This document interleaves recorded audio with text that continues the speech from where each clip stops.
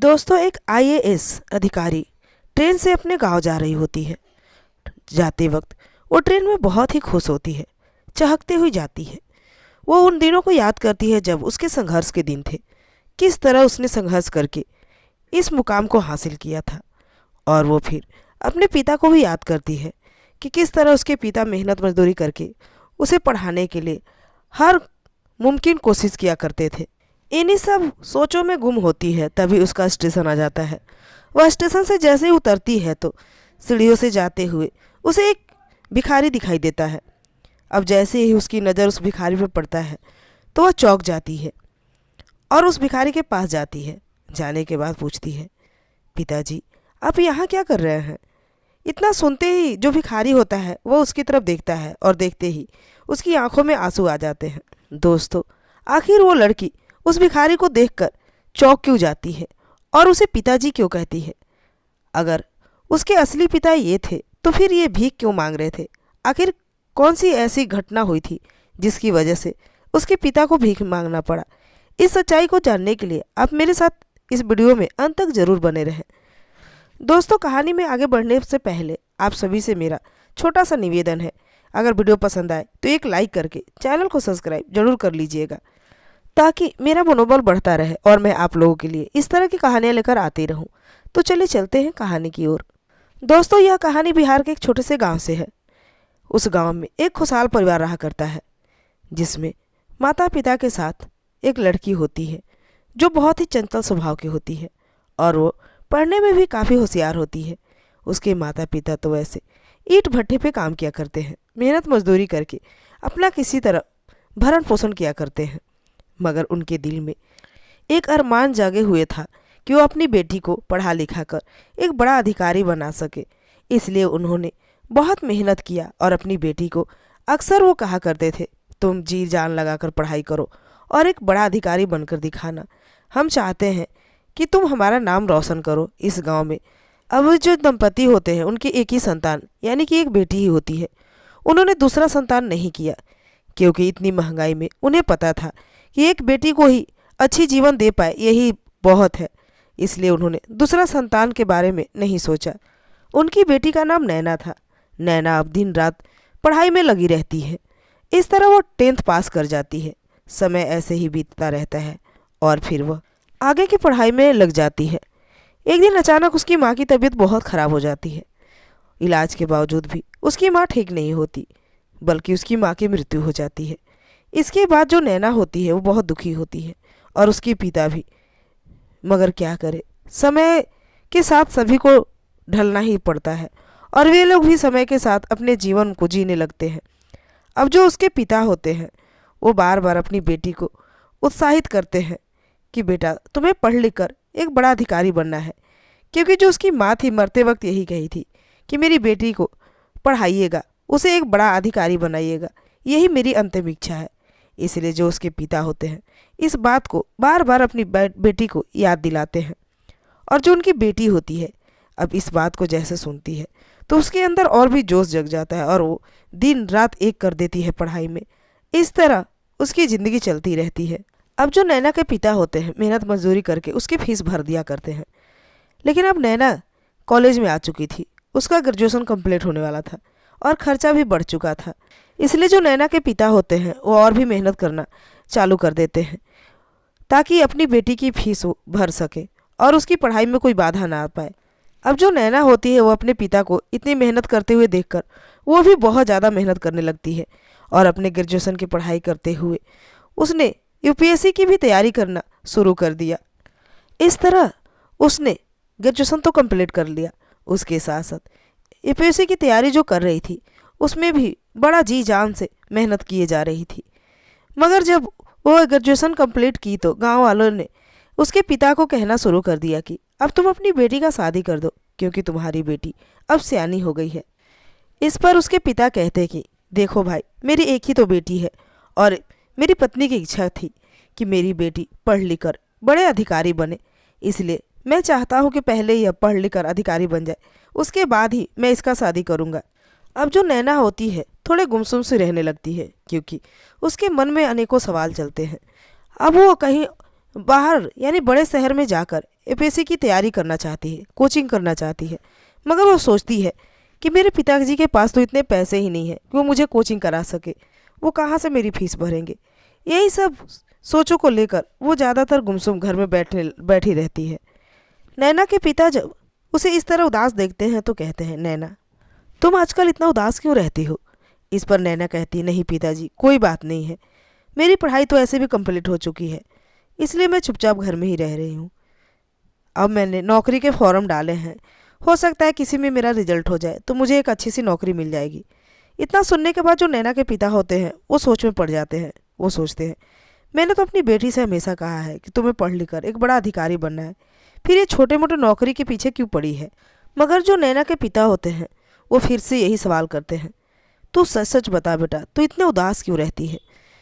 इतना कहने के बाद जो नैना होती है अपने पिता से कहती है, पिताजी मुझे आगे की पढ़ाई के लिए दिल्ली जैसे शहर में जाना होगा और वहाँ का खर्चा बहुत आएगा और उतना पैसा तो आपके पास है नहीं, सो मैं कैसे पढ़ाई करूँगी। तब उसके पिता कहते हैं, बस इतनी सी बात को लेकर तू इतनी टेंशन में है, तुझे क्या पता नहीं कि तुझे अधिकारी बनाने के लिए मैं कुछ भी करने को तैयार हूँ। तो बस जी जान लगा कर पढ़ाई कर, उसकी फिक्र मत कर कि फीस कहाँ से आएगी, मैं सारा बंदोबस्त कर दूंगा। इतना सुनते ही नैना के आंखों में आंसू आ जाते हैं और उसे रोता हुआ देखकर उसके पिता भी रो पड़ते हैं। फिर दोनों शांत होते हैं और फिर नैना के पिता कहते हैं, बेटा तेरी पढ़ाई में कितने पैसे चाहिए। इस पर जो नैना होती कहती है, पिताजी अभी तो मुझे 15 से 20 हज़ार दे दोगे तो मैं चली जाऊंगी।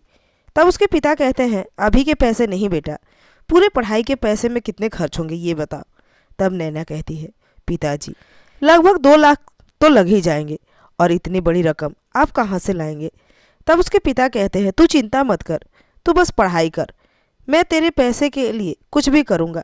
अब जो नैना के पिता होते हैं वो अपने गांव में जो जमींदार होते हैं उनके पास जाते हैं और अपनी ज़मीन बेचने की बात करते हैं, क्योंकि उनके पास उसके अलावा कोई और धन दौलत नहीं था, ना ही कोई और दूसरा ज़मीन था, इसलिए उन्होंने अपने घर को बेचना ही सही समझा। नैना के पिता उस जमींदार से कहते हैं, मगर इस बात की जानकारी मेरी बेटी को नहीं होनी चाहिए, मेरी बेटी जब तक शहर नहीं चली जाती मैं उसी घर में रहूँगी, मेरी बेटी के जाने के बाद मैं उस घर से निकल जाऊँगा।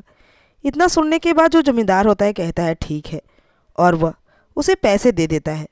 अब 2.5 लाख रुपए लेकर जो नैना के पिता होते हैं वो घर आते हैं और नैना से कहते हैं, बेटा ये लो पैसे। और अब नैना को शहर लेके जाते हैं और वहाँ पर ही उसका एक अकाउंट खुलवाते हैं और उसके अकाउंट में ही सारे पैसे डाल देते हैं और अपनी बेटी से कहते हैं, बेटा तू तब तक गांव नहीं लौटोगी जब तक कि एक बड़ा अधिकारी नहीं बन जाती, तू गांव तभी आएगी जब एक बड़ा अधिकारी बन जाएगी। इतना सुनने के बाद जो नैना होती कहती है, पिताजी मैं आपकी बातों को और अपनी माँ की बातों को कभी नहीं भूल सकती, देखना मैं एक बड़ा अधिकारी बन के ही लौटूंगी, बस आपका आशीर्वाद मुझे चाहिए। इसके बाद नैना शहर में यानी दिल्ली जैसे शहर में जाकर पढ़ाई करने लगती है। वो कॉलेज में जाती है और अपना कोचिंग भी करती है। इस तरह वो तैयारी में लग जाती है, लेकिन जब वो फर्स्ट एग्ज़ाम देती है तो क्लियर नहीं कर पाती। वो बहुत ही उदास हो जाती है, मगर हार नहीं मानती, क्योंकि उसके पिता ने कहा था तुम गाँव तभी लौटना जब एक बड़ा अधिकारी बन जाओगी। इसलिए वो इन बातों को याद कर करके खुद में ही मोटिवेट होती रहती और अपने पढ़ाई में लग जाती। अब नैना पहले से भी ज़्यादा मेहनत करने लगती है। अब धीरे धीरे समय चलता है और अगली बार एग्ज़ाम में वो क्लियर कर जाती है और इंटरव्यू को भी क्लियर कर लेती है। वह एक आईएएस अधिकारी बन जाती है। अब जैसे ही नैना को यह पता चलता है कि वह एक आईएएस अधिकारी बन चुकी है तो उसकी खुशियों का ठिकाना नहीं रहता। वो इतना खुश हो जाती है कि उसे समझ नहीं आता कि ये खबर कैसे पिताजी को बताए। इसलिए वो उसी दिन ट्रेन पकड़ती है और गांव के लिए निकल पड़ती है। अब जब वो ट्रेन से गांव आ रही होती है तो उसके मन में अनेकों विचार चलते हैं, उथल पुथल मचे रहते हैं। वो सोचती है, कितना संघर्ष के बाद मुझे यह मुकाम हासिल हुआ है, मेरे पिताजी ने कितनी मेहनत की थी मुझे इस मुकाम पर लाने के लिए। इन्हीं उधेड़ बुन में लगी रहती है, तभी उसका स्टेशन आ जाता है। वो स्टेशन से उतरकर जैसे ही सीढ़ियों से उतरती है तो उसकी नज़र एक भिखारी पर पड़ता है। वो भिखारी को देखकर चौंक जाती है, क्योंकि वो देखती है कि भिखारी एक कटोरी लेकर बैठा है और कुछ उसकी कटोरी में सिक्के हैं जिसे गिन रहा है। उसकी शक्ल इसे कुछ जानी पहचानी सी लगती है। तब जो नैना होती है उसके करीब जाती है। उसे देखकर नैना रो पड़ती है, क्योंकि जो भिखारी था कोई और नहीं बल्कि उसके पिताजी थे। अब जो भिखारी होता है वो नैना को देखकर वो भी रो पड़ता है, क्योंकि अपनी बेटी को इतने सालों बाद देखकर उसे अब ऑटोमेटिक ही रोना आ जाता है। अब जो नैना होती है अपने पिता को रोता हुआ देखकर उनके गले से लगकर फुट फुट कर रोने लगती है और कहती है, पिताजी आज मैंने आपका सपना और अपनी माँ का सपना पूरा कर दिया, लेकिन पिताजी आपकी यह हालत किसने की और ऐसी हालत कैसे हो गई। अब इन बातों को सुनने के बाद जो उसके पिता होते हैं थोड़े शांत होते हैं और उसके बाद पूरी कहानी नैना को बताते हैं। उसके पिता कहते हैं, बेटा जब मैंने तुम्हें पैसे पढ़ने के लिए दिए थे, क्या तुम्हें पता है वो पैसे मैंने कहाँ से लाए थे। इस पर जो नैना होती है कहती है, मुझे कैसे पता चलेगा पिताजी, आपने कभी मुझे बताया ही नहीं। तब उसके पिता कहते हैं, मैंने वो पैसे अपने घर को बेच कर दिया था और मैं अब उसी घर में किराए के तौर पे रहता था। मैं मजदूरी करके किराया दिया करता था, मगर अचानक ही एक रोज़ मेरे पैरों में बहुत जोरों की चोट लग गई और मैं अब किसी भी काम को करने में असमर्थ हूँ। मैं मेहनत मजदूरी बिल्कुल नहीं कर पा रहा था, इसलिए उन्होंने मुझे घर से निकाल दिया। अब मैं इतना मजबूर हो गया कि मुझे भीख मांगना पड़ा और इसलिए मैं अब किसी तरह अपना भीख मांग करके गुजारा करता हूँ। अपने पिता की ऐसी हालत देखकर नैना फिर से रो पड़ती है और अब वो अपने पिता को लेकर सीधे गांव जाती है और उस घर का जितना भी किराया था वो उस मालिक को दे देती है और पिताजी से कहती है, आप इस घर में आराम से रहिए। नैना अपने गांव से जाते वक्त एक व्यक्ति को अपने पिता की देखरेख के लिए रख के जाती है और कहती है, आप इनका देखरेख करना, आपको जितने पैसे चाहिए मैं दे दूंगी। अब इतना कहने के बाद वो चली जाती है और जो व्यक्ति होता है वो उसके पिता का बहुत अच्छे से ख्याल रखता है। अब इस तरह उसके पिता के जीवन चलते रहते हैं। ट्रेनिंग के बाद जब वो नैना की पोस्टिंग हो जाती है, पोस्टिंग होते ही वो अपने पिता के पास फिर से जाती है और उन्हें अपने सरकारी आवास पर लेके आती है, क्योंकि उसके जो नैना होती है उसे सरकार से एक आवास मिला होता है। अब बेटी और पिता दोनों ही उस घर में रहते हैं। उसके साथ साथ उस आदमी को भी लाती है जो कि अपने पिता के सेवा के लिए रखी थी, उसे अपने घर में नौकर के तौर पर रख लेती है। अब उनकी जीवन बहुत ही खुशी खुशी बीत रही होती है। तभी गांव के कुछ लोग उसे एक दिन आमंत्रित करने आते हैं। नैना से कहते हैं, हमारे गांव में कुछ प्रोग्राम है और वहां आपको आना होगा। पर नैना जाने से मना करती है, मगर उनके जिद के आगे वो फिर हार मान जाती है और फंक्शन में जाने को तैयार हो जाती है। फंक्शन में जाने के बाद नैना स्टेज पर जाकर अपने पिता के संघर्ष की कहानी बताती है और उसके जीवन के संघर्ष की कहानी जब लोगों को पता चलता है तो लोगों के आंखों में भी आंसू आ जाते हैं। सभी लोग उसके पिता को और सम्मान और इज्जत देने लगते हैं। यह सब देखकर नैना को बहुत अच्छा लगता है, वो बहुत ही खुश हो जाती है। तो दोस्तों ये थी आज की कहानी। कहानी पसंद आई हो तो वीडियो को लाइक करके चैनल को सब्सक्राइब जरूर कीजिएगा। तो आज के लिए इतना ही, मिलती हूँ अगले वीडियो में, तब तक के लिए बाय।